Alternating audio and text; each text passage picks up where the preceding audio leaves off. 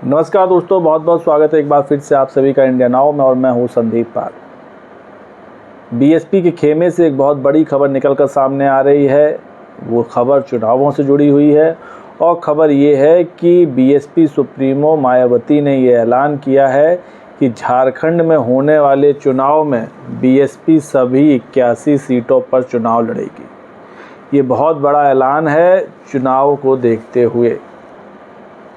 झारखंड विधानसभा में 81 सीटें हैं और इन 81 सीट पर बीएसपी के कैंडिडेट उतरेंगे। हालांकि अभी तक ये तय नहीं हो पाया है कि जिस तरह हरियाणा में इनेलो के साथ गठबंधन किया बीएसपी ने, क्या उसी तरह झारखंड में भी छोटे दलों के साथ गठबंधन करेगी या फिर अकेले दम पर चुनाव लड़ेगी। क्योंकि अकेले दम पर चुनाव लड़ने का नतीजा लोकसभा चुनाव में देख चुके हैं, 2022 के चुनाव में देख चुके हैं जो यूपी में हुए थे विधानसभा के।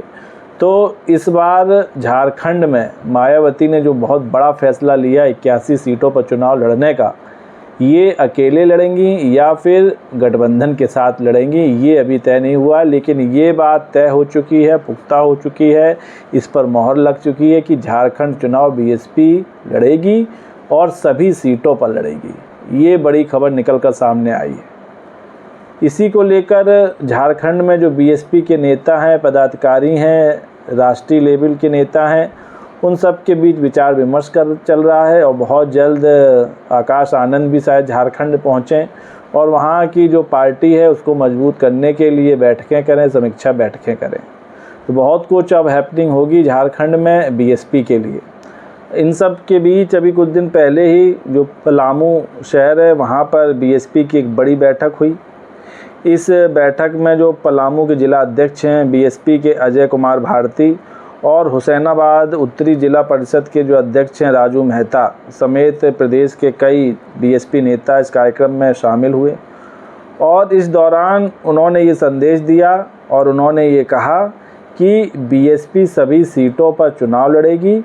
ये बहन मायावती का संदेश है। पार्टी का वह व्यक्ति किसी भी समाज से हो, बाबा साहब बहुजन मिशन पर काम करने वाला होना चाहिए, ऐसे व्यक्ति को बीएसपी चुनाव में उतारेगी। तो किसी भी जाति समुदाय से हो, लेकिन बाबा साहब के उसूलों पे चलने वाला हो, बहुजन की सोच वाला हो, उसको पार्टी तरजीह देगी और चुनाव में भी उतारेगी, टिकट भी देगी। तो झारखंड में भी चुनाव को लेकर बीएसपी ने तैयारियां तेज कर दी हैं। बहुत जल्द या कहें आने वाले 1-2 महीने में प्रत्याशियों के नाम का ऐलान भी हो जाएगा और टिकट का बंटवारा भी हो जाएगा। लेकिन बस जो यक्ष प्रश्न है वो यही कि अकेले दम पर मायावती चुनाव लड़ेंगी या फिर किसी के साथ मिलकर चुनाव लड़ेंगी। चलिए, इससे पहले आपको बताता हूँ कि 2019 में जो झारखंड में विधानसभा चुनाव हुए थे उसके क्या नतीजे थे, किस पार्टी को कितनी सीटें मिली थीं और कौन कौन से वो छोटे दल हैं जिनके साथ बीएसपी जा सकती है, गठबंधन कर सकती है, कौन कौन सी वो छोटी पार्टियां हैं। हालांकि उनमें कुछ पार्टियां इंडिया अलायंस का हिस्सा बन गई हैं। तो एक नज़र डालते हैं झारखंड विधानसभा चुनाव जो 2019 में हुआ था उसमें किस तरह के नतीजे रहे थे। तो इसमें कुल मिलाकर 81 सीटों पर चुनाव लड़ा गया था, जिसमें जेएमएम को 30 सीटें मिली थीं, हेमंत सोरेन वाली पार्टी। बीजेपी को 25 सीटें मिली थीं, कांग्रेस को 16 सीटें मिली थीं और इसके अलावा लालू यादव की पार्टी को 1 सीट आई थी और जो अदर्स थे इनको 4 सीट आई थीं। इनके अलावा अन्य 2-3 छोटी पार्टियां हैं, जैसे जेवीएम, इसको 3 सीट मिली थी और एजेएस यूपी, इसको 2 सीट मिली थी। तो कुल मिलाकर जेएमएम का पलड़ा भारी रहा था, 30 सीटें आई थीं, वहीं कांग्रेस को 16 सीटें आई थीं और बीजेपी को 26 सीटें आई थीं। तो जेएमएम, कांग्रेस, आरजेडी, अदर्स, इन सब ने मिलकर सरकार बना ली है। वही सरकार अभी चल रही है और बीजेपी यहाँ सत्ता हासिल करने के लिए प्रयासशील है और काफ़ी कोशिशें कर रही है, लेकिन सफलता मिली नहीं। तो इन 81 सीटों में बहुमत के लिए 41 सीटें चाहिए होती हैं। जेएमएम के पास 30 सीटें थीं ही और कांग्रेस का साथ पाकर वो आंकड़ा पार हो गया। इसके अलावा आरजेडी समेत अन्य पार्टियां भी बाहर से समर्थन उसको दे रही हैं। तो ये जो 2019 में चुनाव हुए थे इसमें जेएमएम ने बड़ी बढ़त बनाई थी, उसको 11 सीटों का फ़ायदा हुआ था। वहीं बीजेपी को 12 सीटों का नुकसान हुआ था, कांग्रेस को भी 10 सीटों का फ़ायदा हुआ था। इसके अलावा जो आरजेडी की पार्टी थी, इसकी 0 सीटें थी, इसको भी 1 सीट मिल गई थी। और इसके अलावा जो जेवीएम और एजेएसयूपी ये क्षेत्रीय दल हैं, इनको भी 5 सीट और 3 सीट का नुकसान हुआ था। तो 8 सीटों का नुकसान इन पार्टियों को भी हुआ था। वहीं अदर्स की तादाद जो पहले 6 थी वो घट के 4 पे आ गई थी, 2 सीट का नुकसान हुआ था। तो ये हाल था 2019 के विधानसभा चुनाव का, जिसमें जेएमएम और कांग्रेस ने मिलकर सरकार बना ली। इसके अलावा भाकपा माले और एनसीपी के भी एक विधायकों की ओर से सरकार को बाहर से समर्थन मिल रहा है। तो ये हाल था 2019 के विधानसभा चुनाव का। लेकिन इस बार का जो झारखंड का चुनाव है ये बेहद रोचक होने वाला है। इसकी वजह भी मैं आपको बताता हूँ। दरअसल इस चुनाव में जेएमएम जो झारखंड मुक्ति मोर्चा है, हेमंत सोरेन की पार्टी, वो तो है ही, बीजेपी भी है, कांग्रेस भी है, आरजेडी ने भी ऐलान किया है कि वो झारखंड में चुनाव लड़ेगी और इस बार ज़्यादा सीटों पे लड़ेगी।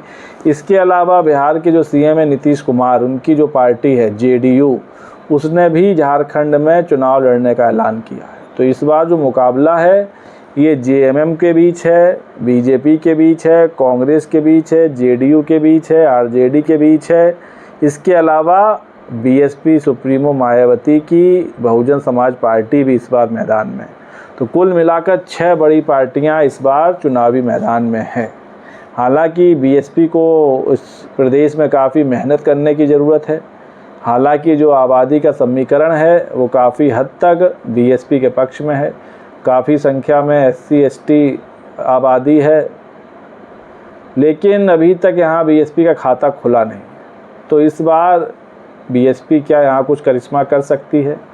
क्या यहाँ 2 से 4 या 5 सीटें जीत सकती है? ये देखने वाली बात होगी।